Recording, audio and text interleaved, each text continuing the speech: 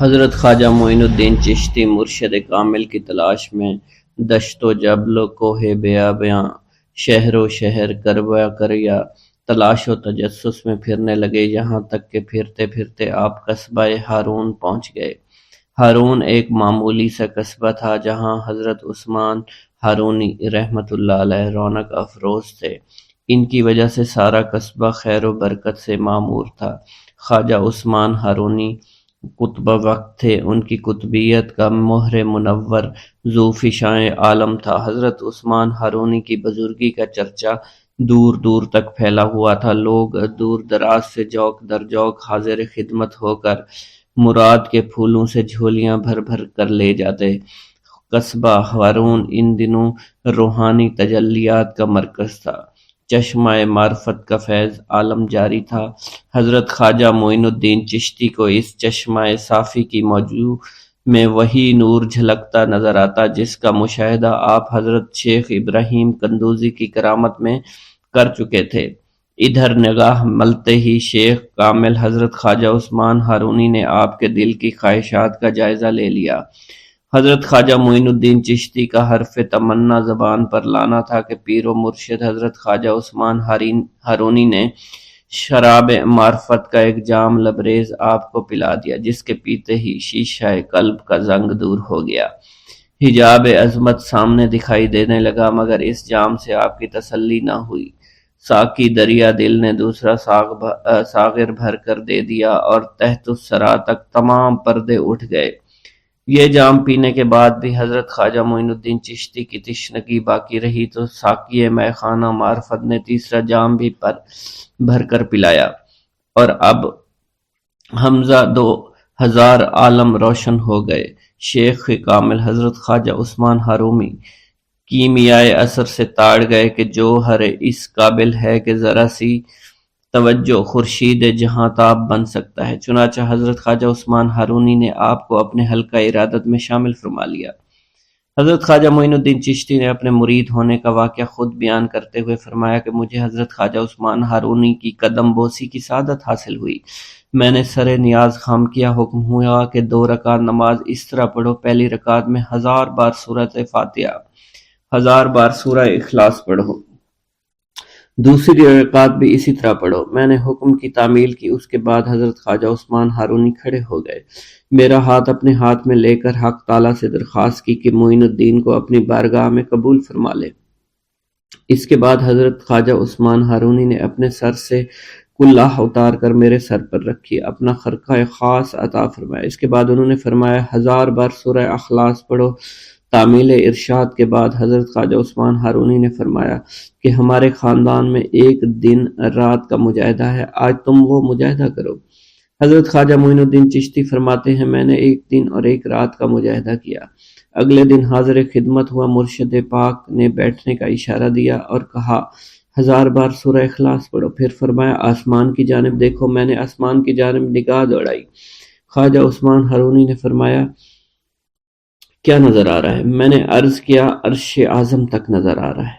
اس کے بعد حضرت خواجہ عثمان ہارونی نے فرمایا کہ زمین کی طرف دیکھو۔ میں نے زمین کی طرف نگاہ دوڑائی، پوچھا کیا نظر آ رہا ہے؟ میں نے عرض کیا تحت الثری تک نظر آ رہا ہے۔ خواجہ عثمان ہارونی نے ارشاد فرمایا کہ دوبارہ دیکھو۔ میں نے اوپر دیکھا، حجاب عظمت تک کوئی پردہ دکھائی نہیں دیا۔ انہوں نے کہا اپنی آنکھیں بند کر لو۔ میں نے اپنی آنکھیں بند کی، ایک لمحہ کے بعد آنکھیں کھولنے کا حکم دیا اور اپنی 2 انگلیاں کھڑی کر لی۔ حضرت خواجہ عثمان ہارونی نے فرمایا ان دونوں انگلیوں کے درمیان نظر ڈالو، بتاؤ کیا نظر آ رہا ہے؟ میں نے عرض کی ہر 2 عالم کی کیفیت نظر آ رہی ہے۔ یہ سن کر مرشد پاک حضرت خواجہ عثمان ہارونی خوش ہوئے، فرمایا معین الدین تیرا کام پورا ہو گیا ہے۔ حضرت خواجہ معین الدین چشتی فرماتے ہیں اس کے بعد مرشد پاک حضرت خواجہ عثمان ہارونی نے مجھے سونے کی ایک اینٹ عطا کرتے ہوئے فرمایا اسے فقراء اور مساکین میں تقسیم کر دو۔ میں نے تعمیل حکم کیا۔ اس کے بعد ارشاد ہوا کہ تم ابھی میرے پاس قیام کرو، اور میں نے اس حاضری کو اپنے لیے خوش قسمتی سے نعمت تصور کیا۔ خواجہ معین الدین چشتی فرماتے ہیں میں کچھ عرصہ مرشد پاک حضرت خواجہ عثمان ہارونی کی صحبت میں رہا، اور پھر آپ کے ہمراہ حج بیت اللہ کی غرض سے عازم سفر ہوا، اور پھر جب ہم خانہ کعبہ پہنچے تو آپ نے خانہ کعبہ کا غلاف ہاتھ میں پکڑ کر یوں دعا فرمائی: اے اللہ، معین الدین کو قبول فرما۔ خواجہ معین الدین چشتی فرماتے ہیں اسی وقت غیب سے آواز آئی: ہم نے اسے قبول فرما لیا ہے۔ حضرت خواجہ معین الدین چشتی فرماتے ہیں حج بیت اللہ کی سعادت کے بعد میں مرشد پاک حضرت خواجہ عثمان ہارونی کے ہمراہ روضہ رسول پر حاضر ہوا۔ آپ نے مجھ سے فرمایا سلام کرو۔ خواجہ معین الدین چشتی فرماتے ہیں میں نے روضہ رسول پر سلام کیا تو آواز آئی: وعلیکم السلام یا قطب المشائخ۔ حضرت خواجہ معین الدین فرماتے ہیں روضہ رسول پر حاضری کے بعد مرشد پاک حضرت خواجہ عثمان ہارونی کے ہمراہ سفر کرتا ہوا بغداد پہنچا۔ حضرت خواجہ معین الدین چشتی جب روضہ رسول پر حاضر ہوئے تو اسی رات خواب میں حضور نبی کریم کی زیارت باسعادت نصیب ہوئی۔ حضور نبی کریم صلی اللہ علیہ وسلم نے آپ رحمۃ اللہ علیہ کو ہندوستان کی ولایت عطا فرماتے ہوئے تبلیغ اسلام کے لیے ہندوستان جانے کا حکم دیا۔ حضرت خواجہ معین الدین چشتی فرماتے ہیں کہ میں مرشد پاک حضرت خواجہ عثمان ہارونی کے ہمراہ بغداد آیا۔ بغداد میں آپ معتکف ہو گئے اور مجھ سے فرمایا تم روزانہ چاشت کو میرے پاس آنا تاکہ میں تمہیں کچھ ضروری باتیں بتاؤں۔ پھر آپ 28 روز تک معتکف رہے۔ اسی دوران مجھے فقر کی تعلیم دیتے رہے اور اسرار و سلوک سے آگاہ کیا۔ پھر آپ نے خرقہ خاص، مصلی نالین، چوبی اور عصائے مبارک عطا فرمائے۔ پھر فرمایا کہ یہ چیزیں تمہارے پیران طریقت کی یادگار ہیں، ان کو نہایت ادب کے ساتھ اپنے پاس رکھنا اور جس کو اس کا اہل سمجھو اس کے سپرد کر دینا۔ پھر آپ نے مجھے رخصت کر دیا۔ اس وقت میری عمر 22 برس تھی۔ حضرت خواجہ معین الدین چشتی کو حضرت خواجہ عثمان ہارونی سے اس قدر عشق تھا کہ سایہ کی طرح ساتھ لگے رہتے تھے۔ جہاں کہیں مرشد پاک حضرت خواجہ عثمان ہارونی جاتے تھے، آپ ان کا بستر خواب، توشہ اور پانی کا مشکیزہ کندھے پر ڈالے اور دیگر ضروری اشیاء سر پر رکھے ہمراہ ہوا کرتے تھے۔ جہاں مرشد پاک قدم رکھتے تھے وہاں آپ اپنی آنکھیں بچھا دیا کرتے تھے۔ کامل 20 برس خدمت و اطاعت میں گزار دیے۔ اسی دوران آپ نے مرشد پاک سے معرفت اور حقیقت کی باتیں سیکھی اور فقیری کے اسرار سربستہ سے آگاہی حاصل کی۔ خواجہ معین الدین چشتی نے مرشد پاک خواجہ عثمان ہارونی کی خدمت میں دن کو دن نہ سمجھا، رات کو رات نہ جانا۔ آپ کا مقصد صرف مرشد پاک کی خدمت تھی۔ اس خدمت و اطاعت کے سلسلے میں خواجہ عثمان ہارونی نے آپ کو وہ نعمت عطا فرمائی جس کا اندازہ دشوار ہے۔ خواجہ معین الدین چشتی فرماتے ہیں میں 20 برس تک مرشد پاک کی صحبت میں رہا۔ اسی عرصہ میں ایک لمحہ کے لیے اپنے نفس کو آرام نہیں دیا اور نہ ہی رات کو رات جانا، دن کو دن خیال کیا۔ مرشد پاک جہاں بھی جاتے آپ کا بستر، خواب اور دیگر سامان سر پر اٹھا لیتا۔ مرشد پاک نے میری یہ حالت دیکھی تو مجھے نعمت عطا فرمائی جس کی کوئی حد نہیں۔ خواجہ معین الدین چشتی فرماتے ہیں سیوستان میں مرشد پاک خواجہ عثمان ہارونی کے ساتھ مسافرت میں تھا۔ ایک روز ہم ایک ایسی صومعہ میں پہنچے جہاں حضرت صدر الدین احمد سیستانی رہا کرتے تھے۔ وہ یہاں عبادت میں مشغول رہتے تھے۔ میں کئی روز تک ان کی خدمت میں رہا۔ ان کی حالت ایسی تھی کوئی ان شخص ان کے پاس سے خالی ہاتھ نہیں جاتا تھا۔ فرمایا کرتے تھے میرے حق میں دعا کرو میں ایمان کی سلامتی کے ساتھ جاؤں۔ حضرت صدر الدین جس وقت قبر کی سختی اور موت کا احوال سنتے تھر تھر کانپنے لگ جاتے تھے۔ ایک ہفتہ تک متواتر پھوٹ پھوٹ کر روتے رہے کہ دیکھنے والے بھی رونے لگ جاتے۔ جس وقت حاضر خدمت ہوا آپ رو رہے تھے، ذرا سکون ہوا تو میری طرف متوجہ ہوئے فرمایا اے عزیز، جسے موت آنے والی ہو، جس کا حریف ملک الموت ہو، اسے سونے ہنسنے سے کیا کام؟ اگر تمہیں ان لوگوں کا حال معلوم ہو جائے جو زیر زمین سوتے ہیں اور بچھیوں سے بھری ہوئی کوٹریوں میں محبوس ہیں تو تم اسی طرح پگھل جاؤ جس طرح نمک پانی میں پگھل جایا کرتا ہے۔ خواجہ معین الدین چشتی فرماتے ہیں پھر حضرت صدر الدین احمد سیستانی نے مجھ سے فرمایا میں تمہیں 30 برس بیشتر کا واقعہ سناتا ہوں۔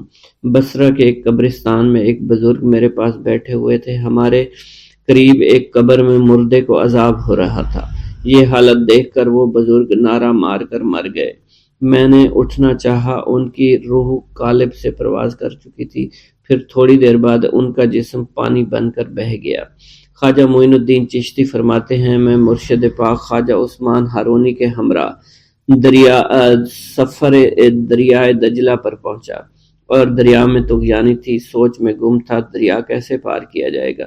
دفتن مرشد پاک نے فرمایا معین الدین آنکھیں تو بند کرو۔ میں نے آنکھیں بند کی، کچھ دیر بعد فرمایا آنکھیں کھولو۔ میں نے اپنی آنکھیں کھولی، ہم دریا کے پار تھے۔ میں نے عرض کی یہ کیسے ممکن ہوا؟ آپ نے فرمایا میں نے 5 مرتبہ سورہ فاتحہ پڑھی اور تمہیں لے کر دریا میں اتر گیا۔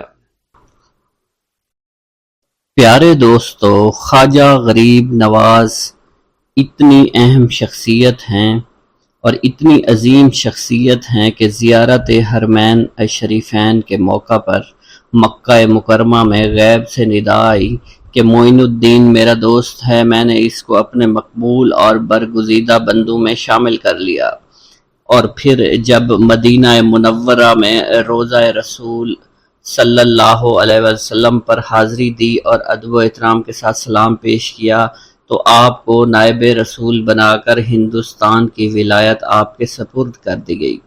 حضرت سیدنا خواجہ غریب نواز رحمۃ اللہ علیہ کا معمول تھا کہ ساری رات عبادت الہی میں مصروف رہتے، حتیٰ کہ عشاء کے وضو سے نماز فجر ادا کیا کرتے تھے، اور تلاوت قرآن سے اس قدر شغف تھا کہ دن میں 2 قرآن پاک ختم فرما دیا کرتے تھے۔ دوران سفر بھی قرآن پاک کی تلاوت جاری و ساری رہتی۔ اولیاء کاملین رحمہ اللہ کی طرح آپ زیادہ سے زیادہ عبادت الہی بجا لانے کی خاطر بہت ہی کم کھانا تناول فرماتے تھے، تاکہ کھانے کی کثرت کی وجہ سے سستی، نیند یا غنودگی عبادت میں رکاوٹ کا باعث نہ بنے۔ چنانچہ ان کے بارے میں منقول ہے کہ 7 روز بعد وہ 28 تولہ وزن کے برابر روٹی پانی میں بھگو کر کھایا کرتے تھے۔ آپ کی طبیعت میں علم کی درویشانہ صفات منتہائی کمال تک پہنچی ہوئی تھی۔ اس کا اندازہ لگانے کے لیے واقعہ ملاحظہ کریں۔ ایک مرتبہ خواجہ معین الدین چشتی رحمت اللہ علیہ بیٹھے ہوئے تھے، ایک آدمی آیا اور آداب بجا لا کر ایک جانب بیٹھ گیا۔ حضرت بہت عرصے سے آپ کے قدم بوسی کی تمنا تھی، اللہ کا شکر ہے یہ عظیم سعادت آج مجھے میسر ہوئی ہے۔ اس بدبخت شخص نے جیسے جملہ کہا، حضرت نے اس کی طرف دیکھ کر تبسم فرمایا اور ذرا توقف کے بعد فرمایا جس ارادے سے آئے ہو اس کو پورا کرو۔ یہ سنتے ہی وہ شخص تھر تھر کانپنے لگا، خوف زدہ ہو کر زمین پر گر گیا اور بڑی عاجزی سے بولا کہ مجھ کو لالچ دے کر آپ کو ہلاک کرنے کے لیے بھیجا گیا تھا۔ یہ کہہ کر بغل سے چھری نکالی اور سامنے ڈال دی، پھر قدموں پر گر کر کہنے لگا اگر آپ چاہیں تو مجھے اس کی سزا دیجیے، بلکہ اب حکم دیجیے کہ مجھے قتل کر دیا جائے۔ حضرت خواجہ غریب نواز رحمت اللہ علیہ نے فرمایا، اے عزیز، ہم لوگوں کی روش یہ ہے کہ ہمارے ساتھ جو جھگڑا کرے اس کے ساتھ ہم نیکی سے پیش آتے ہیں۔ تم نے تو میرے ساتھ کوئی برائی بھی نہیں کی۔ یہ کہہ کر اس کا سر اپنے قدموں سے اٹھا لیا، اس کے لیے دعائیں کی، خداوند اس شخص کو نیک توفیق عطا فرما۔ دعا کرتے ہیں اس کا دل بدل جائے۔ اس نے حضور کی ملازمت اختیار کر لی، وہ دیندار آدمی بن گیا، یہاں تک کہ 7 بار حج کعبہ کی سعادت حاصل ہوئی اور اسی مقدس سرزمین میں رخ پرواز ہوئی، مکہ مکرمہ میں ہی پیوند خاک ہوا۔ ایک مرتبہ کا قصہ ہے کہ خواجہ معین الدین چشتی کے بعد ایک آدمی آیا اور اس نے کہا کہ حضرت میرے گاؤں کی سڑک کی سند گم ہو گئی ہے اور نئی سڑک کے لیے بادشاہ لوگ تیار نہیں ہیں، لہذا دعا کیجئے کہ وہ سند مجھے مل جائے۔ حضرت خواجہ معین الدین چشتی نے اس شخص سے فرمایا کہ جاؤ اور بازار سے حلوہ لے کر آؤ۔ آپ نے یہ جملہ اس لیے فرمایا تھا کہ تھوڑی سی خوش طبعی ہو جائے۔ اس شخص نے فوراً کہا اگر ایسی بات ہے تو میں ابھی جا کر حلوے کی ایک دیگ لے کر آتا ہوں۔ حضرت خواجہ معین الدین چشتی نے فرمایا ہاں ضرور جاؤ، لیکن ایسا کرنا کہ بازار میں جو کونے پر تم کو حلوائی جاتے ہوئے ملے صرف اسی سے حلوہ لے کر آنا۔ اس نے کہا ٹھیک ہے، ایسا ہی کروں گا۔ خدا کا کرنا ایسا ہوا کہ جب وہ بازار میں داخل ہوا تو اس کو کونے میں وہی حلوائی دکھائی دیا۔ اس نے حلوائی سے کہا کہ تم میرا حلوہ تول دو۔ حلوائی نے جب اس کا حلوہ تولنا شروع کیا اور اس کو بیٹھ کر بیٹھنے کا کہا اور ساتھ ہی اس نے کاغذ اٹھایا تو اس آدمی نے اس کو کہا ٹھہرو، اس کاغذ میں حلوہ مت ڈالو، تم کسی اور کاغذ میں مجھے حلوہ ڈال کر دو، کیونکہ یہ تو وہی کاغذ ہے جو مجھے چاہیے تھا۔ اور حلوائی نے وہ کاغذ اٹھا کر اسے دے دیا اور دوسرے کاغذ میں حلوہ ڈال کر اسے دے دیا۔ وہ آدمی واپس آیا اور اس نے سارا ماجرا بیان کیا۔ حضرت خواجہ معین الدین چشتی اجمیری رحمۃ اللہ علیہ نے تبسم فرمایا اور کہا کہ جاؤ، یہ حلوہ بھی اپنے ساتھ لے جاؤ، اپنے بچوں کو کھلا دو اور اللہ کا شکر ادا کرو۔ اور اسی کے ساتھ ساتھ ایسے بزرگوں کے کچھ انداز اور کچھ کردار ہوا کرتے ہیں جس کی وجہ سے لوگ ان کی طرف دیوانہ وار بھاگتے چلے آتے ہیں۔ کچھ ایسے ہی کردار خواجہ غریب نواز کے بھی تھے۔ مثلا آپ رحمت اللہ علیہ فرماتے ہیں کہ میں 8 سال اپنے مرشد کی خدمت میں مصروف رہا، ایک لمحہ بھی آرام نہیں کیا، میں نے نہ رات دیکھی نہ دن، ہمیشہ ان کے سفر میں رہا، کیونکہ کپڑے ہی بیشتر اور دیگر زمانے سفر سر پر رکھ کر ان کے ساتھ چلتا رہا۔ جب انہوں نے مجھ درویش کی خدمت کو دیکھا، مجھے وہ نعمت عطا فرمائی جس کے نہ کوئی حد ہے اور نہ کوئی انتہا، الغرض اس کب تک بارگاہ مرشد کے خادم بنے رہے، یہاں تک کہ کامیابی حاصل کر لی گئی، منزل مقصود تک آپ پہنچ گئے، حتیٰ کہ سند کے طور پر مرشد کامل نے ارشاد فرمایا ہمارا معین الدین اللہ کا محبوب ہے۔ اسی طرح آپ کے انداز بارفتہ دیوانہ وار بنانے والی ایک اور بڑی خوبی یہ تھی کہ آپ کو انسانیت سے بڑا پیار تھا، بلا تفریق، بلا مذہب ملت، مظلوم کی امداد و حاجت روائی کیا کرتے تھے، گویا اپنے اوپر آپ نے لازم کر لیا تھا۔ مثال کے طور پر اس مظلوم مقتول کی حیات رو کے واقعے کو ملاحظہ فرمائیے۔ ایک حاکم نے ایک شخص کو بے گناہ پھانسی کی سزا دے دی۔ مقتول کی ماں حضرت خواجہ کی خدمت میں آئی، آپ اس وقت وضو فرما رہے تھے، اس عورت نے آتے ہی گریہ زاری شروع کر دی کہ خدا کے لیے میری فریاد سن لو، شہر کے حاکم نے ناحق میرے بیٹے کو قتل کر دیا ہے اور پھانسی کی سزا سنا دی ہے۔ حضرت خواجہ نے متوجہ ہو کر اس کی فریاد کو غور سے سنا۔ جب آپ کو یقین ہو گیا بالکل صحیح ہے، خواب میں اپنا عصا ہاتھ میں لیا اور اپنے مریدین کے ساتھ روانہ ہو گئے۔ ہر شخص حیران پریشان تھا کہ دیکھیے غیب سے کیا ظہور میں آتا ہے۔ حضرت خواجہ سیدھے مقتول کے پاس کھڑے ہو گئے اور دیر تک اس کی لاش کو دیکھتے رہے، پھر اپنے عصا سے اس کی گردن کو چھو کر فرمایا اے مظلوم، اگر تجھ کو بے قصور مارا گیا ہے تو اللہ کے حکم سے زندہ ہو جا اور پھانسی کے تختے سے اتر جا۔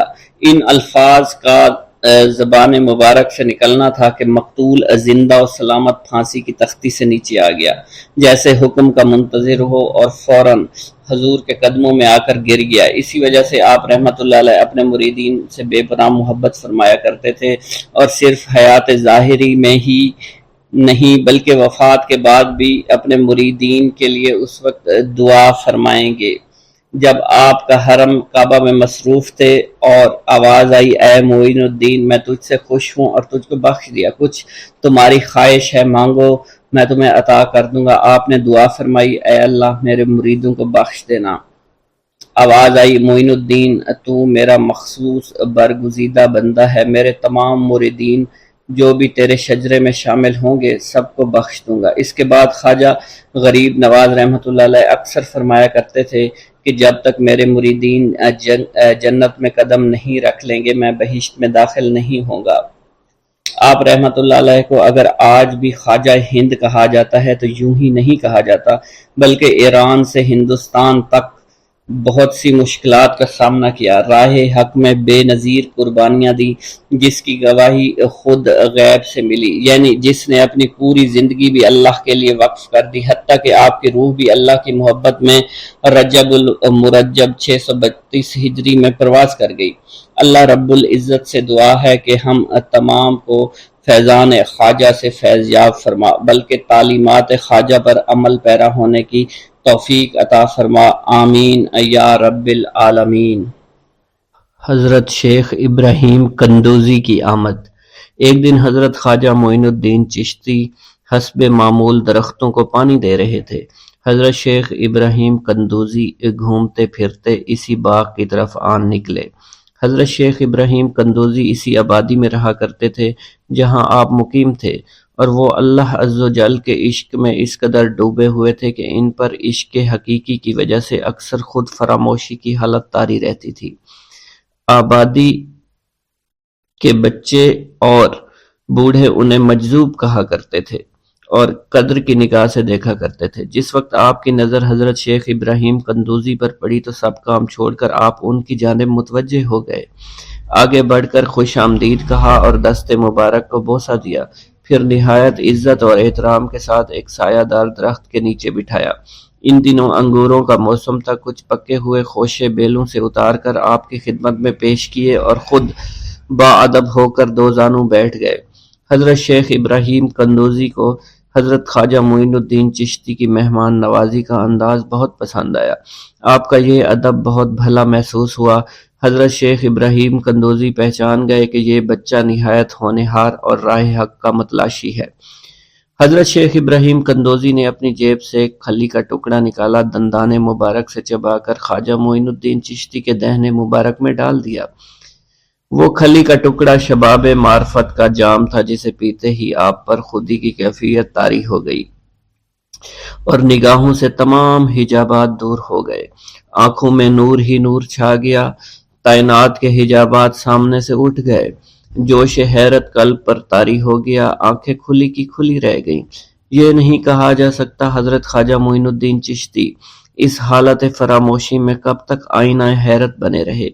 جب آپ کو ہوش آیا تو ساقی جام معرفت محفل سے اٹھ چکا تھا، دل قابو سے باہر ہو گیا، طبیعت پر جبر کر کے دامن صبر قرار تھام کر کے بیٹھ گئے۔ عشق میں صبر چونکہ انتہائی دشوار ہوتا ہے، لہٰذا حضرت خواجہ معین الدین چشتی کو بھی قرار نہ رہا، اور جو جلوہ آپ کو حضرت شیخ ابراہیم قندوزی دکھا چکے تھے، اس جلوہ کو دیکھنے کے بعد آپ خود پر ایک دیوانگی کی ایک کیفیت طاری ہو چکی تھی، اور دنیا اور دولت، دنیا سب حقیر اور بے وقعت دکھائی دینے لگی۔ آپ کے قلب میں عشق خداوندی جوش مارنے لگا اور قلب تمام دنیاوی آلائشوں سے پاک ہو گیا اور دنیا سے بے پرواہ ہو چکا تھا۔ جیسے جیسے وقت گزرتا گیا، حضرت خواجہ معین الدین چشتی کی دیوانگی اور وارفتگی بڑھتی چلی گئی۔ آپ نے حضرت شیخ ابراہیم قندوزی کے ہاتھوں جام معرفت پینے کے تیسرے دن ہی اپنی تمام املاک فروخت کر کے اس رقم کو راہ خدا میں خرچ کر دیا اور خود معمولی ساز راہ لیا اور اپنے وطن اور اپنے عزیز و اقارب اور رفقا کی محبت کو خیر باد کہہ کر چل دیے۔ محبوب حقیقی کے سچے عاشقوں کا یہ دستور رہا ہے کہ وہ قرب یار پانے کے لیے سب سے پہلے علوم ظاہری کا زینہ طے کیا کرتے ہیں، پھر عمل کی دشوار گزار منزلوں کو طے کر کے علوم باطنی سیکھتے ہیں، تب کہیں جا کر انہیں جلوہ محبوب دکھائی دیتا ہے۔ خواجہ معین الدین چشتی نے بھی اپنے مطلوب تک رسائی کے لیے یہی راستہ اختیار کیا۔ اس زمانہ میں ترکستان کی سرحد پر واقع سمرقند اور بخارا کے عظیم الشان دارالعلوم عالمگیر شہرت رکھتے تھے۔ مشرق و مغرب کے ہزاروں طلبہ ہر سال علم کی دولت سے مالا مال ہونے کے لیے ان دارالعلوم کا رخ کیا کرتے تھے۔ حضرت خواجہ معین الدین چشتی نے تحصیل علوم و فنون کے لیے سمرقند بخارا کا انتخاب کیا۔ بخارا پہنچ کر آپ علم حاصل کرنے میں مشغول ہو چکے تھے، اگرچہ حضرت خواجہ معین الدین چشتی کی صغیر سنی کی تعلیم کے متعلق کسی سوانح نگار نے قلم کو جنبش نہیں دی کہ والدین نے آپ کو گھر میں ابتدائی تعلیم دی تھی، مگر سادات خراسان کے مقتدر خاندانوں سے تعلق اور عارف و کامل صاحب فضل و کمال باپ کی گود میں پرورش پانے والے حضرت خواجہ معین الدین چشتی بھلا کیوں کر ان پڑھ رہ سکتے تھے۔ حالات و واقعات کے سیاق و سباق میں غور کرنے سے معلوم ہوتا ہے کہ آپ نے اگرچہ زیادہ تعلیم تو نہیں، کم از کم قرآن مجید کی تعلیم اور علوم مروجہ کی ابتدائی کتابیں ضرور پڑھی ہوں گی، اور یہ بات بھی بعد از قیاس نہیں کہ قرآن مجید کے کچھ سپارے بھی حفظ کیے ہوں۔ بہرحال بخارا پہنچنے سے پہلے آپ نوشت خواندند سے واقف ضرور تھے۔ حضرت خواجہ معین الدین چشتی بخارا کے تمام علماء فضلاء کے حلقہ درس میں شریک ہوئے۔ تذکروں اور سوانح عمری کے مطالعہ سے یہ پتہ نہیں چلتا ہے کہ آپ نے کن کن اساتذہ کے سامنے زانوے تلمند طے کیا، مگر آپ کے اساتذہ میں حضرت مولانا حسام الدین بخاری خصوصیت کے ساتھ قابل ذکر ہیں، جنہوں نے آپ کو دستار فضیلت عطا فرمائی۔ حضرت مولانا حسام الدین بخاری کی درسگاہ سے آپ نے علوم ظاہری کی تکمیل فرمائی۔ 23 سے 24 برس کی عمر میں علوم ظاہری کی تکمیل کے بعد صفائی قلب اور تزکیہ نفس کا ضروری سامان حضرت خواجہ معین الدین چشتی کو باہم پہنچ گیا تھا، مگر قلب جس تسکین کا متلاشی تھا وہ نصیب نہ ہوئی، اور جس محبوب کو جی بھر کر دیکھنے کی آرزویں دل میں چوٹکیاں لے رہی تھی اس تک ابھی رسائی نہیں ہوئی تھی۔ عشق اور مشک چھپائے نہیں چھپتا، عشق کی آگ حضرت خواجہ معین الدین چشتی کے تن اور من کو جلا رہی تھی۔ تعلیم کی ہوا نے اس آگ کے شعلوں کو اور بھی تیز کر دیا، محبت کا ذوق بڑھ رہا تھا، عشق کے جذبات بھڑک رہے تھے۔ بالآخر جب بے قراری جنون کی حد کو پہنچی، آپ جانب عراق روانہ ہوئے۔ قصبہ سبحان پہنچ کر حضرت شیخ نجم الدین کبرا سے ملاقات ہوئی اور 15 دن آپ نے حضرت شیخ نجم الدین کبرا کے ہاں قیام فرمایا۔ سبحان سے روانہ ہو کر سنجان سے روانہ ہو کر حضرت خواجہ معین الدین چشتی بغداد شریف روانہ ہو گئے۔ ان دنوں حضور سیدنا غوث اعظم قصبہ جبل میں تشریف فرما تھے۔ یہ قصبہ کوہ جودی کے دامن میں آباد تھا، جہاں طوفان نوح کے وقت حضرت نوح کی کشتی آ کر رکی تھی۔ آپ حضور سیدنا غوث اعظم کی صحبت اور زیارت سے مشرف ہوئے۔ اس وقت آپ کی ابتدائی حالت تھی۔ حضور سیدنا غوث اعظم نے آپ کے حق میں دعائے خیر فرمائی۔ اس وقت آپ کی ابتدائی حالت تھی۔ حضور سیدنا غوث اعظم نے آپ کے حق میں دعا فرمائی۔ انہوں نے بشارت دی کہ آپ مقتدائے روزگار ہوں گے، خلق اللہ آپ سے فیض یاب ہو گئی۔ آپ نے حضور سیدنا غوث اعظم کے پاس کچھ عرصہ قیام کیا اور واپس تشریف لے گئے۔ بسم اللہ الرحمن الرحیم۔ جب پرتھوی راج ہر ممکن تدبیر استعمال کر کے عاجز ہو گیا تو شادی دیو اور عبداللہ بیابانی نے حضرت خواجہ معین الدین چشتی سے درخواست کی، آپ کو شہر میں قیام کرنا چاہیے تاکہ مخلوق خدا آپ کے ظاہری و باطنی فیض سے فیض یاب ہو سکے۔ حضرت خواجہ معین الدین چشتی نے اس درخواست کو منظور کر لیا۔ آپ نے شیخ محمد یادگار کو حکم دیا، شہر میں رہائش گاہ کے لیے کوئی مناسب جگہ تلاش کرو۔ شہر میں جا کر شیخ محمد یادگار نے وہ جگہ تجویز کی جہاں آپ کا مزار مبارک ہے۔ یہ جگہ دراصل شادی دیو کے رہنے کی جگہ تھی، جہاں آپ انا ساگر کے کنارے سے اٹھ کر اس مقام پر رہائش پذیر ہو گئے۔ شہر میں قیام کے بعد حضرت خواجہ معین الدین چشتی نے تمام حجت کے لیے پرتھوی راج کے نام دعوت نامہ اسلام ارسال فرمایا، جس کا مضمون یہ تھا: اے سنگ دل راجہ، تیرا اعتقاد جن لوگوں پر تھا وہ اللہ عز و جل کے فضل و کرم سے مسلمان ہو چکے ہیں۔ اگر تو بھی اپنی بھلائی چاہتا ہے تو مسلمان ہو جا، ورنہ ذلیل و خوار ہو جائے گا۔ پرتھوی راج پر حضرت خواجہ معین الدین چشتی کی دعوت کا کوئی اثر نہیں ہوا۔ قاصد واپس آ گیا۔ اس کے بعد آپ نے مراقبہ کیا اور بڑی دیر تک آنکھیں بند کیے بیٹھے رہے۔ اس کے بعد آنکھیں کھول کر فرمایا، اگر یہ بدبخت اللہ عز و جل پر ایمان نہ لایا تو اسے زندہ گرفتار کر کے اسلامی لشکر کے حوالے کر دیا جائے۔ پرتھوی راج کا جب حضرت خواجہ معین الدین چشتی پر زور نہ چلا تو اس نے مسلمانوں پر ظلم و ستم ڈھانے شروع کر دیے۔ پرتھوی راج کا ایک درباری بھی مسلمان ہو چکا تھا۔ پرتھوی راج نے اسے طرح طرح کی اذیتیں دینا شروع کر دیں۔ اس مسلمان درباری نے آپ سے درخواست کی کہ آپ پرتھوی راج سے میری سفارش کیجیے تاکہ میں آئے دن کی مصیبتوں سے نجات حاصل کر سکوں۔ حضرت خواجہ معین الدین چشتی نے اپنے خاص قاصد کے ذریعے پرتھوی راج کے پاس سفارشی بھیجا تو وہ آگ بگولا ہو گیا، آپ کو برا بھلا کہنے لگا۔ حضرت خواجہ معین الدین چشتی کا مقابلہ پرتھوی راج نے سحر و ساحری سے کیا اور شکست فاش ہونے کے بعد بھی اس پر کوئی اثر نہ ہوئی۔ شادی دیو جو باشندگان اجمیر کا معبود تھا اور جے پال جوگی دونوں مسلمان ہو چکے تھے۔ سینکڑوں ہندوؤں آپ کی کرامت زندہ دیکھ کر مسلمان ہو گئے۔ آپ کے گرد لوگوں کا ایک جمع غفیر رہنے لگا تھا۔ روز بروز معتقدین اور مسلمان کی تعداد میں اضافہ ہونے لگا تھا۔ پرتھوی راج دل ہی دل میں اس پر کوٹتا رہتا تھا۔ وہ سوچتا رہتا تھا کہ اس فقیر کو اجمیر سے نکالنے کے لیے کون سی راہ اختیار کی جائے۔ تشدد، مشکلات کھڑی کر کے اور جن صورتوں سے مقابلہ ممکن تھا اس نے کیا، مگر کوئی بھی تدبیر مؤثر نہ ہوئی اور وہ حیران و پریشان تھا کہ کروں تو کروں کیا۔ ایک دن پرتھوی راج اپنے قلعہ کی برجی پر کھڑا تھا، مصروف نظارہ تھا کہ سامنے سدا بہار پہاڑی پر حضرت خواجہ معین الدین چشتی کے گرد لوگوں کا جمع غفیر نظر آیا۔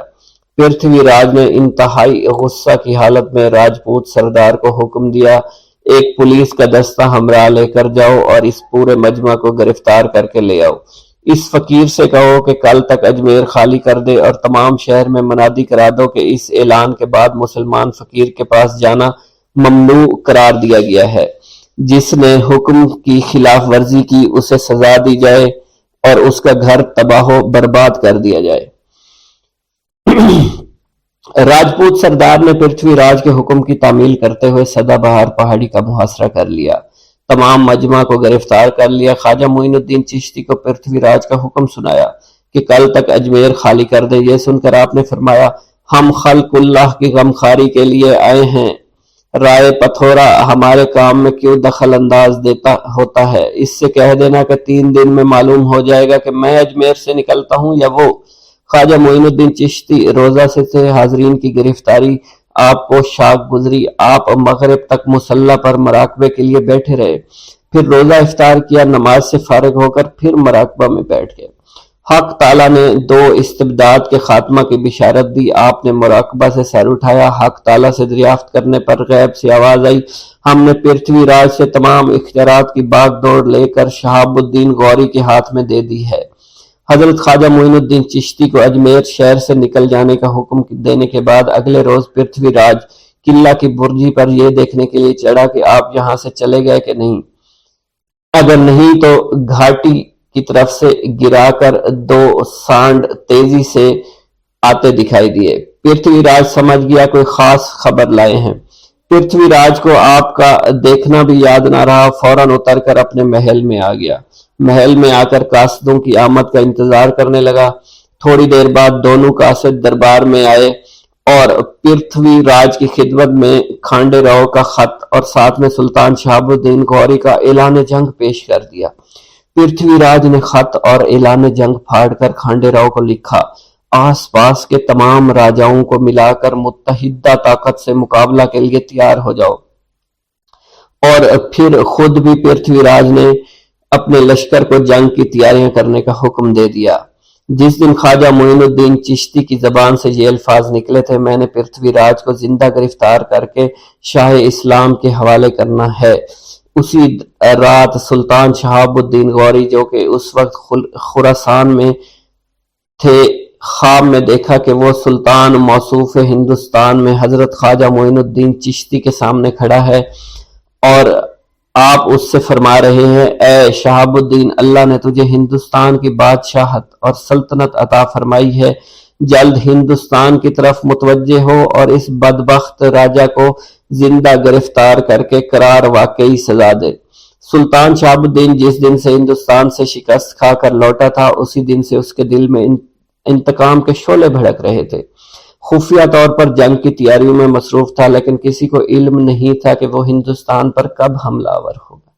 سلطان شہاب الدین غوری نے شکست کے دن سے آج تک کپڑے نہیں بدلے تھے، نہ ہی حرم سرا میں بستر پر سویا تھا۔ اس خواب نے سلطان موصوف کے دل میں نیا ولولہ، نیا جوش پیدا کیا۔ 8ویں دن وہ روانہ ہو گیا۔ پشاور پہنچ کر پٹھان سرداروں سے ترقی اور منصب کا وعدہ کر کے گزشتہ سال کے داغ بدنامی کو دھونے کی تلقین کی اور پھر ملتان میں بھی چند روز قیام کیا۔ دربار عام منعقد ہوا۔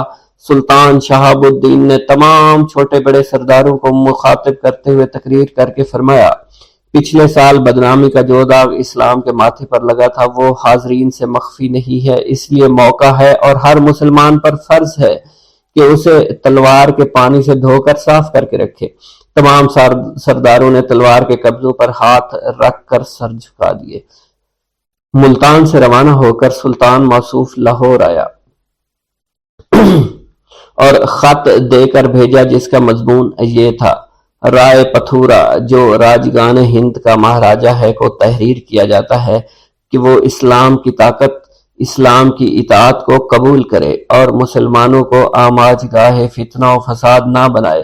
یہ ملک اللہ کا ہے، اسی کا حکم نافذ رہے گا ورنہ تلوار فیصلہ کرے گی۔ پرتھوی راج نے اس خط کا نہایت تلخ جواب دیا اور تمام راجگان ہند کے نام گشتی تحریر جاری کی کہ سلطان شہاب الدین کا مقابلہ کرنے کے لیے فوج تیار ہو جائے گی، اور پھر تھوڑے ہی دنوں میں 3 لاکھ راجپوتوں کا لشکر پرتھوی راج کے جھنڈے تلے جمع ہو گیا۔ ادھر پرتھوی راج کی متحدہ فوج چلی تو ادھر سلطان شہاب الدین غوری کا لشکر آگے بڑھا۔ سردستی ندی کے دونوں کناروں پر خیمہ زن ہو گئے۔ اسی اثنا میں سلطان شہاب الدین غوری کو پرتھوی راج کا خط ملا، جس میں لکھا ہوا تھا کہ اسلامی لشکر کے سپہ سالار کو جاسوسوں کے ذریعے معلوم ہو گیا ہے کہ ست دھرم کی رکشا کے لیے ہمارے پاس آسمانوں کے ستاروں سے بھی زیادہ لشکر موجود ہے، اور ہندوستان کے گوشہ گوشہ سے دھرم رکشک چلے آ رہے ہیں۔ ان میں سے ایک ایسا راجپوت بہادر بھی ہے جس کی تلوار سے کاہل اور کندھار نے پناہ مانگی ہے۔ تم ان ترک بچوں اور افغان جوانوں پر رحم کھاتے ہوئے یہاں سے چلے جاؤ، ورنہ یاد رکھو ہمارے پاس بے شمار سامان موجود ہے، تمہارا ایک بھی سپاہی زندہ واپس نہیں جا سکے گا۔ سلطان شہاب الدین غوری خط کو پڑھ کر خاموش ہو گئے۔ اسے یقین اور اعتقاد ہو گیا کہ فتح کا دار و مدار قلت و کثرت پر نہیں ہے، پر ہے، اور فتح میری ہی ہوگی۔ سلطان الدین کے پاس صرف 1,70,000 کی فوج تھی۔ 27 محرم 588 ہجری کی صبح دونوں طرف صف بندی شروع ہوئی، اور صف بندی مکمل ہونے کے بعد راجپوتوں نے طبلِ جنگ بجا کر تیر اندازی شروع کر دی۔ لڑتے لڑتے دوپہر ہو گئی، گرمی کا موسم، پھر اژدہام کی حرارت، جنگ طول پکڑتی چلی گئی۔ پرتھوی راج کی فوج لڑتے لڑتے تھک گئے، قریب تھا کہ بھگدڑ مچ جاتی۔ ہندوستان کے سرداروں نے وقت کی نزاکت کو محسوس کرتے ہوئے تلسی کے پتے چبائے اور قسمیں کھائیں اور مر جائیں گے مگر میدان جنگ سے ایک قدم بھی پیچھے نہیں ہٹیں گے۔ جنگ کی آگ تیز بھڑکنے لگی۔ سلطان شہاب الدین غوری گھوڑے کی پشت پر میدان جنگ کا نظارہ کر رہا تھا۔ یکایک اس پر غنودگی طاری ہو گئی۔ عالم رویا میں نظر آیا، بہت ہی بڑی شاندار مسجد ہے، نماز ہو رہی ہے۔ شہاب الدین بھی نماز میں شریک ہے۔ نماز کے بعد خطیب نے شہاب کا شانہ ہلاتے ہوئے کہا، معیز الدین اٹھو، یہ سونے کا وقت نہیں، کارکنان قضاء و قدر نے فتح و نصرت تمہارے لیے مقدر کر دی ہے، غم نہ کرو، اللہ عز و جل تمہارے ساتھ ہے۔ یہ بشارت سنتے ہی سلطان شہاب الدین غوری کی آنکھ کھل گئی۔ فوج کی طرف نظر ڈالی تو وہی بزرگ فوج کی نگرانی کر رہے تھے۔ گرمی کے دن تھے، تیز دھوپ تھی، دونوں طرف کے سپاہیوں کے بازو لڑتے لڑتے شل ہو چکے تھے۔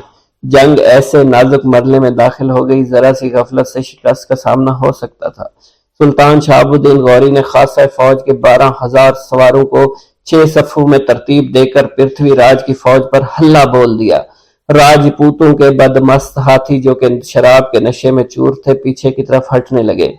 کئی راجپوتوں کو روک ڈالا۔ 1 گھنٹہ تک تابڑ توڑ لڑائی جاری رہی اور پرتھوی راج دوسرے راجاؤں سمیت وہاں سے بھاگ گیا۔ کھانڈے راؤ میدان جنگ میں مارا گیا۔ سلطان شہاب الدین غوری کی فوج نے مارکا سر کر لیا۔ سلطان شہاب الدین کی فوج نے پرتھوی راج کی فوج کا تعاقب کیا، جس میں کئی بھگوڑے راجا مارے گئے۔ پرتھوی راج دریائے سرسوتی کے کنارے گرفتار ہو کر قتل ہوا۔ تراوڑی کا میدان فتح کرنے کے بعد سلطان شہاب الدین غوری براستہ کیکڑی اجمیر روانہ ہوا۔ دیولی میں مقتول راجاؤں کے لڑکے استقبال کے لیے انتظار کر رہے تھے۔ سلطان شہاب الدین غوری کا دیولی پہنچ کر راجاؤں کے لڑکوں نے شاندار استقبال کیا، دستاویزات، اطاعت اور شاہانہ تحائف پیش کیے۔ سلطان شہاب الدین غوری نے از راہ اتم دستاویزات پر مہر توثیق ثبت کی، پرتھوی راج کے لڑکے کو اجمیر کی حکومت عطا فرمائی۔ سلطان شہاب الدین غوری کے شاہانہ سلوک سے متاثر ہو کر راجگان نے کیکڑے کے مشہور تالاب پر جشن چراغاں منایا۔ سیر الاقطاب اور دیگر مستند کتابوں میں منقول ہے، خواجہ معین الدین چشتی ایک دن حرم کعبہ میں تشریف فرما تھے۔ ندا آئی، اے معین الدین، ہم تجھ سے خوش ہیں، ہم نے تجھے بخش دیا ہے، جو کچھ چاہتے ہو وہ آج مانگ لو۔ خواجہ معین الدین نے عرض کیا، میرے سلسلے میں جو بھی داخل ہو جائے اسے بخش دیا جائے۔ अच्छा तेरे सिलसिले के तमाम मुरीदों को बख्श दूंगा। हजरत ख्वाजा मोइनुद्दीन चिश्ती हर साल कुव्वत रूहानी से ज्यादा काबा के लिए तशरीफ ले जाया करते थे। आखिर जमान में तो ये आलम था कि आप रात को खाना काबा का तवाफ करते और फजर की नमाज अजमेर शरीफ में अदा किया करते थे।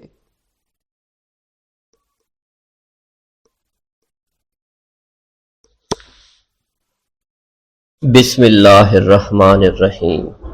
कुतुबुल अक्ताब हज़रत ख्वाजा कुतुबुद्दीन बख्तियार काकी ओशी रहमतुल्लाह अलैह फरमाते हैं, मैं जब तक मुर्शिद पाक ख्वाजा खाजगान हज़रत ख्वाजा मोइनुद्दीन चिश्ती की सोबत में रहा, कभी भी आपको नाराज़ ना होते देखा, माँ सिवाय एक दिन जब आप कहीं तशरीफ़ ले जा रहे थे और शेख अली खादिम भी आपके साथ था। रास्ता में किसी शख्स ने शेख अली खादिम का दामन पकड़कर सख्त सुस्त कहना शुरू कर दिया। आपने पूछा, क्या बात है, तूने इसका दामन क्यों पकड़ा है और क्यों उसे बुरा भला कहता है? इस शख्स ने कहा, हजूर ये मेरा मकरूज है और कर्ज अदा नहीं कर सकता।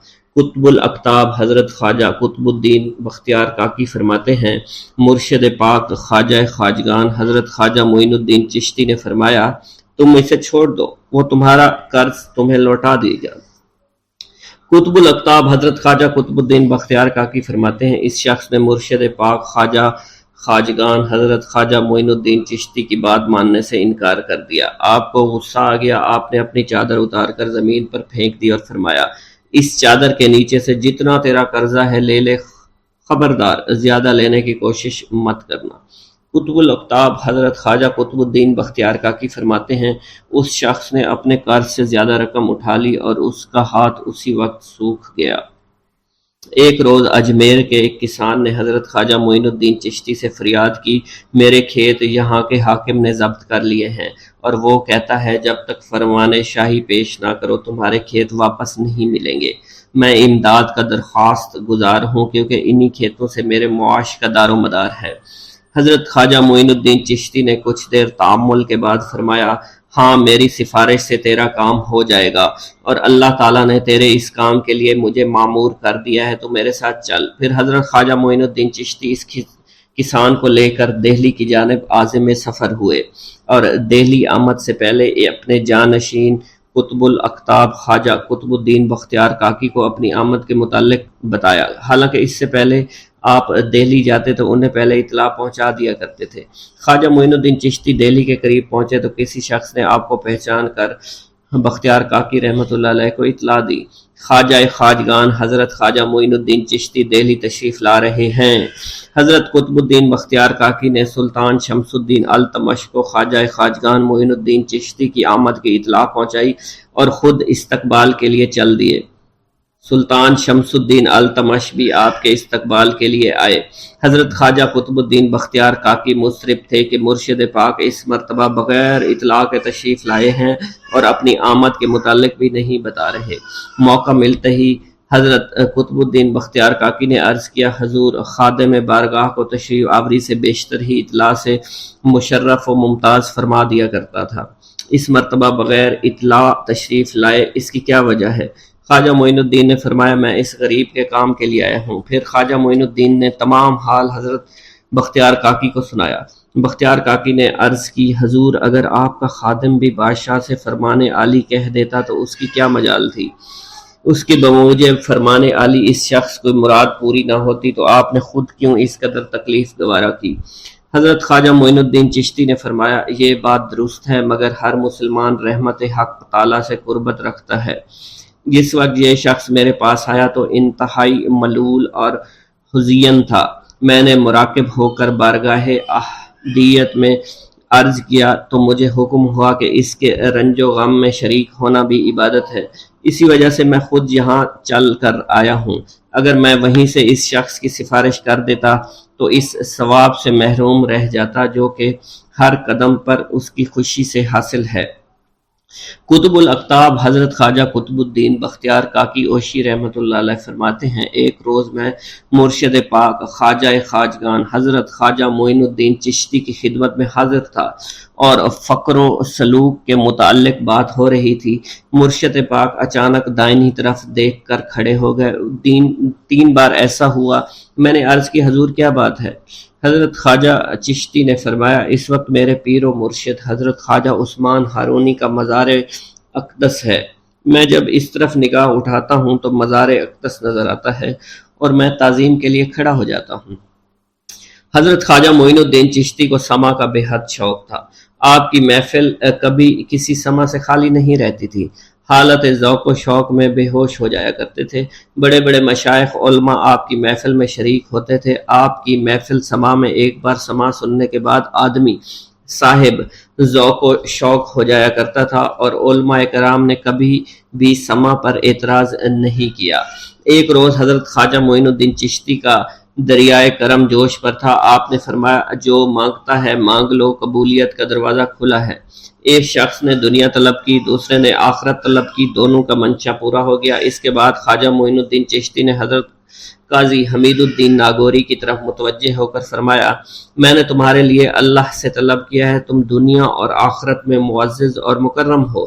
پھر حضرت خواجہ معین الدین چشتی نے حضرت خواجہ قطب الدین بختیار کاکی اوشی کی جانب توجہ فرمائی اور فرمایا تم کیا مانگتے ہو؟ انہوں نے شعر عرض کیا ہرچے تو خواہی بخواہم روئے برسر آستانم بندہ راہ فرما باشد ہرچے فرمائی بر آنم۔ اسی دن سے حضرت خواجہ قاضی حمید الدین ناگوری سلطان الطارقین اور خواجہ قطب الدین بختیار کاکی جو ہے قطب الزاہدین اور قطب الواصلین کے معزز خطاب سے فیض یاب ہو گئے۔ بسم اللہ الرحمن الرحیم۔ السلام علیکم۔ حضرت خواجہ معین الدین چشتی اجمیری رحمۃ اللہ علیہ جس وقت عالم وجود میں تشریف لائے تو دنیا کے پردہ اسکرین پر خونی ڈرامہ کے روح فرما مناظر دکھائے جا رہے تھے۔ آپ کی پیدائش کے وقت خراسان میں سلجوقی خاندان برسر اقتدار تھا۔ ان دنوں سیستان اور گرد و نواح پر تازہ مصیبت آن پڑی تھی کہ حکومت کی کمزوریوں کو محسوس کرتے ہوئے ترکوں کے ٹڈی دل لشکر نے حملہ کر دیا تھا۔ اس لڑائی میں وہاں کا بادشاہ مارا گیا۔ طول و عرض ملک میں فتنہ و فساد، بدامنی اور بے چینی پھیل گئی۔ ڈاکوؤں اور لٹیروں کے ہاتھوں کسی کی جان و مال، عزت و آبرو محفوظ نہ تھی۔ آئے دن کے مصائب اور پریشانیوں سے دل برداشتہ ہو کر خواجہ غیاث الدین نے رخت سفر باندھا اور بیوی بچوں کے ہمراہ امن و سکون کی تلاش میں خراسان روانہ ہو گئے۔ حکومت خراسان کا صدر مقام نیشا پور تھا۔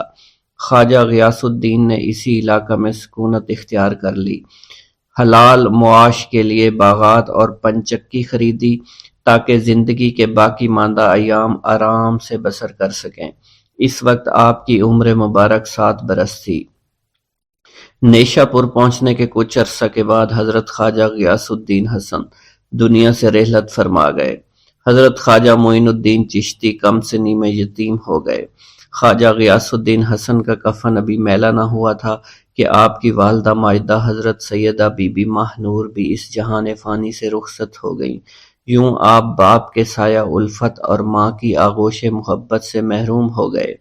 حضرت سیدہ بی بی ماہ نور نے حضرت خواجہ غیاث الدین کے وصال کے بعد ترکہ پدری بیٹوں میں تقسیم کر دیا۔ خواجہ معین الدین چشتی کے حصہ میں انگوروں کا باغ پنچکی آئی تھی۔ حضرت خواجہ معین الدین چشتی اس باغ اور پنچکی کی آمدنی سے گزر بسر کرنے لگے تھے۔ ملکی انقلابات اور والدین کا سایہ اٹھ جانے کے بعد آپ کا دل دنیا سے بیزار ہو گیا۔ آپ اپنا زیادہ تر وقت اسی باغ میں گزارا کرتے تھے۔